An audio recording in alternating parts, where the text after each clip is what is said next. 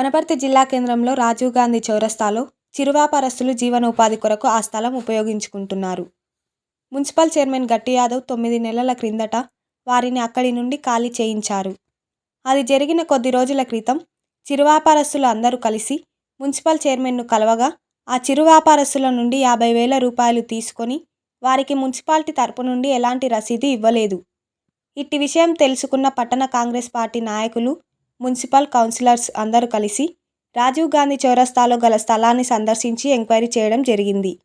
Municipal chairman చిరువ్యాపారుల నుంచి 50,000 రూపాయల చొప్పున ఇచ్చినామని చిరువ్యాపారస్తులు చెప్పడం జరిగింది. ఒకవేళ చైర్మన్ అట్టి డబ్బులు మున్సిపల్ ఆఫీసులో జమ చేయాలి, వ్యాపారస్తులకు రసీదు ఇవ్వాలి. అలా ఇవ్వకుండా మున్సిపల్ అధికారులకు తెలపకుండా ఒక కాంట్రాక్టర్ ద్వారా పని మొదలుపెట్టడం జరిగింది. అట్టి ఆ స్థలాన్ని జీవనోపాధులు పొందుతున్న చిరువ్యాపారస్తులకు మున్సిపాలిటీ నుండి శాశ్వత కాంప్లెక్స్ కట్టించి వారికి కేటాయించాలని సూచించారు. తీసుకున్న డబ్బు ఖర్చు కానివి మిగతా డబ్బులు ఆ చిరువ్యాపారస్తులకు తిరిగి చెల్లించాలని కాంగ్రెస్ పార్టీ తరపు నుండి డిమాండ్ చేస్తున్నాం అన్నారు. ఈ కార్యక్రమంలో వనపర్తి నియోజకవర్గ సమన్వయకర్త లక్కాకుల సతీష్, వనపర్తి పట్టణ అధ్యక్షులు Cheerla Chandar, municipal councillors B Venkateswarlu, Cheerla Satyam, Vibhudi Narayana, Lakshmi, Ravi Yadav, Jayasudha, Madhugoud, మాజీ కౌన్సిలర్ కృష్ణబాబు, యూత్ కాంగ్రెస్ జిల్లా social media convener Chandramouli, Wanaparthy assembly social media coordinator D Venkatesh, OBC పట్టణ అధ్యక్షులు బొంబాయి మన్నెంకొండ, అస్లాం, శశాంక్, లతీఫ్, ఫాజిల్, రవిసాగర్, బాలూటి తదితరులు పాల్గొన్నారు.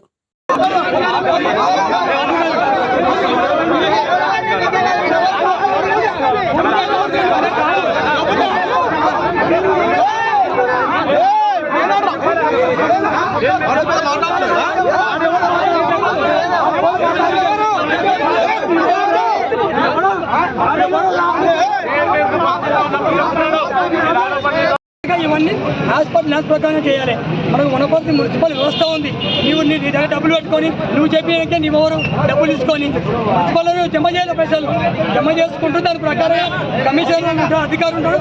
దాని ప్రకారంగా వాళ్ళకి చర్యలు చేసి ఇంతకుముందు ఉన్నోళ్ళకి వేరే వాళ్ళకి వాళ్ళకే పునరావాస కల్పించాలి, వాళ్ళకే భక్తుడికి కల్పించాలి. అది చేయకుండా 8 నెలల నుంచి దీన్ని తాత్సారం చేశాడు. నాంచు పోయాడు. ఇప్పుడు గవర్నమెంట్ చేంజ్ అయిన తర్వాత మీ చర్యలు మీరే కట్టుకోండి, మీరే కట్టుకొని మీరే మనకు కొట్టించుకోండి. ఈరోజు పెట్టే కాకుండా మేము వాళ్ళ పక్షాన వచ్చినాం, ఏదో బాధితులు వాళ్ళ పక్షాన వచ్చినాం. అయ్యా నువ్వు 50 రూపాయలు తీసుకున్నావు కదా, 8 నెలల నుంచి నువ్వు ఎందుకు చేయలేదు? మనం ఏ వ్యవస్థలో ఉన్నాం? నువ్వు ఇదే 8 నెలల నుంచి పెండింగ్ ఎందుకు పెట్టినావు? ఈరోజు వచ్చి చేయమని ఎందుకు చెప్తున్నావు? అదే మనకు మున్సిపల్ కమిషనర్ ఎవరు అంటే ఇది మున్సిపల్ స్థలం, ఇది ఎలాంటి విధమైన మాకు లావాదేవీ